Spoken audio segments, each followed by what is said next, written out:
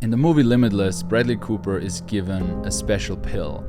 A pill that unlocks 100% of his mental capacity. Suddenly he can think 5 steps ahead. He finishes this book that he's been struggling with for so long. He's learning new languages. He's super charming. He knows exactly what a woman wants to hear and do in the right moment. So he's, getting laid with his dream girls. And it's incredible for him. Within a day, he unlocks his potential. He's becoming super successful in all different areas of life. Which makes you think, right? The movie makes you think, what if you would use all your potential? What if you would unlock yourself? What if you could take this special pill? Even what if you could make that mental shift that is the equivalent of this magic pill? So I wonder if you are aware of your potential, and I wonder if you can envision how your life would be different if you would do certain things that you're currently not doing, that you could do if you give yourself permission, and how your life would be different then.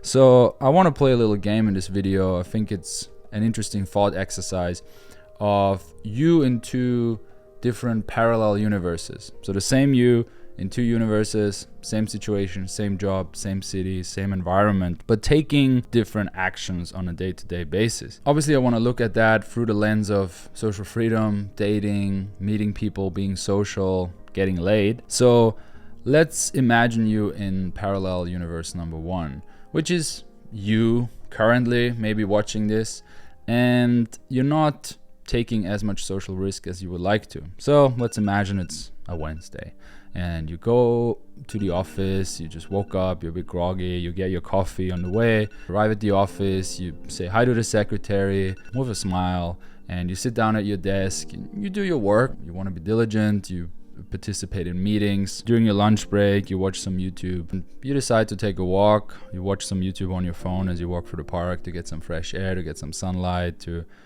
maybe enjoy another coffee outside, get some oxygen. And as you walk, you see a girl reading a book on the bench, and something about her triggers you, and you're like, okay, this raw, primal instinct kicks in, and you're like, wow, she's beautiful. And you look at her, and she looks up from her book. She looks right at you. And you're like, oh my God, now she saw me. And, it's kind of awkward. And you thought about approaching her, but now it's kind of too late because she was aware of your intentions maybe. So you keep walking and you're kind of like, oh man, I really like her. There's something about her. And you turn around, she's already back at reading her book. And another split second, you think maybe, but no. And you keep walking. And, it's nothing special for you. You do that every day. You see a girl, you don't approach her. And you don't wonder too much about it, what could have happened. You go back to work and so on. That's it. That's how the day passes by. Now, let's imagine you in parallel universe 2. Again, same environment, same job, nothing really changed, but you set an intention. You set an intention to just be more open. So you also get up, you also go to work, you get your coffee, but as you open the door to the coffee shop, an old lady leaves the establishment and she has a cute dog. So you're thinking, that's a cute dog. So what you're saying is, that's a really cute dog, madam. And she says, thank you, or she smiles, or she doesn't even hear you. It doesn't really matter in that case. Then you get your coffee, the barista makes some latte art. Again, it looks the same every day, but you're like, wow, what a beautiful heart. Thank you. You're great at this. Again, you're giving away some social currency to the barista. Is it a he? Is it a her? It doesn't matter. It's about giving, being open, and exchanging other forms of currency that is not just money, but social currencies. Cool. You put a smile on 2 people's faces by the time that you arrive at the office. But maybe before the elevator door opens to the office building, you take a deep breath and you decide to put a smile on your face. As you walk out, you decide, let's be a little relaxed. Let's not have this frown on the face. Let's not, make this tense situation because you're already thinking about the quarterly reports and all the stuff you got to do. Let's just put the weight into your body, from your mind into your body. Let's relax. Let's put a smile on the face. And you walk to your office and you sit down, you work, you participate in meetings. And again, lunch break comes, you have some food, you watch some YouTube, you go out, get some sunshine, get another coffee, get some oxygen, like before. And you see the girl again. She's there again in the other universe, right? Nothing changed. Again, you notice something. There's something about her that is so attractive and you can't really pin it down. Again, this primal instinct. And first thing that comes to mind, as she looks up at you, you're just like, oh, that's an interesting book cover. Is that a great opener? Doesn't matter, bro. And she's just like, oh, thank you.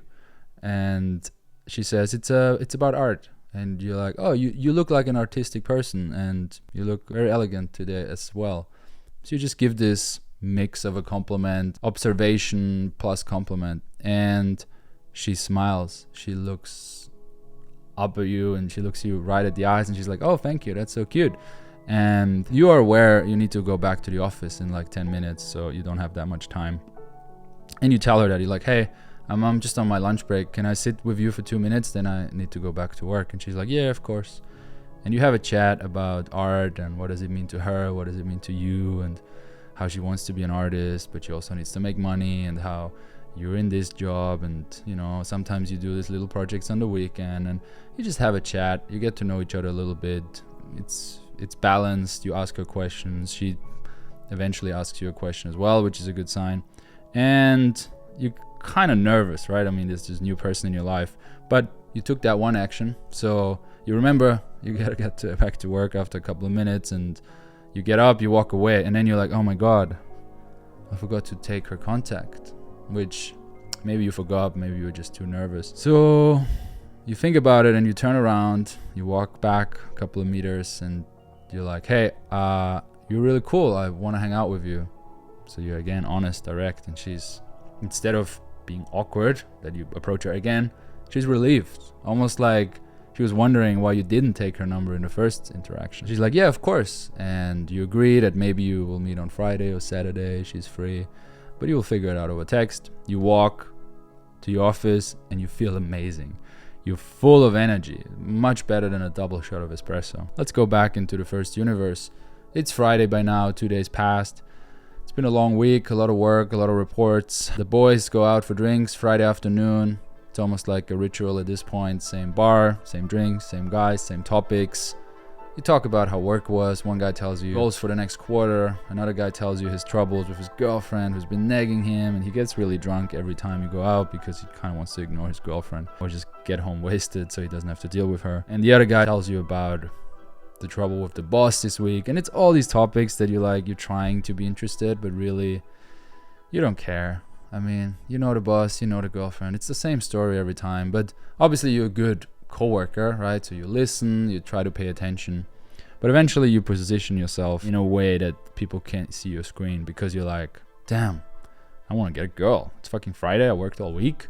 I want to get laid. I want to have something. I want to go on a date at least. You open Tinder and you're swiping and you realize maybe there's some other girl in the area. So you put your radius on 1 or 2 kilometers or miles for the American viewers. You swipe, you swipe, you swipe. You buy a boost. You know, you put in like whatever, 7, 8, 10 bucks to get the boost, and you get some matches even. And it works. You're like, damn, I got some matches.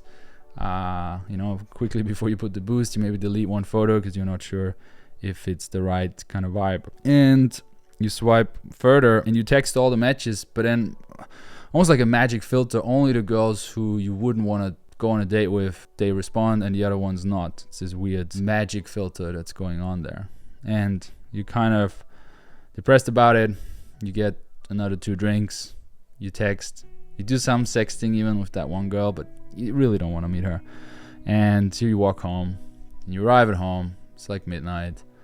You relax, you go to bed, you put out your laptop, and you play some porn, and you jerk off, because it's been a long week. You want some dopamine, you want some good, happy feelings at least. Meanwhile, in the other universe, you agreed on a date. So you tell your buddies, hey guys, need to leave early. You have one drink with them, you listen to the same stories. You're really nice, but then you're also like, hey, I really need to go, guys. Have a great time, bye. And you meet this girl, and you meet at this bar, restaurant, hookah bar, and you make sure to sit next to her. So you know you're a bit afraid of escalating, but you make that step to make sure you sit next to her so you can like rub your arm on hers a bit and lean in here and there. And you talk, maybe you talk too much, but you're close to her. And you start touching her arm, you point out her ring, it's a beautiful ring, and what material it is, and She lets you touch her hand and you massage it a little bit after. And you go for the kiss, even though you usually don't do that. And she rejects it, and you're so afraid of that moment of getting rejected. But you understand, hey, it just means she's not ready yet. It doesn't mean she doesn't like me. I mean, she showed up to the date, she lets me touch her, she's engaged, she's happy. And the date goes on, you take a walk next to the theater, it's being lit beautifully. You hold her hand and you pull her in and you kiss her again. And this time it works, and it's this crazy rush. And you're already thinking about, oh my God, do I take her home? What's happening next? But after a few more minutes, she says, hey, I'm really tired. I had a long week as well. You call her a taxi and she goes home.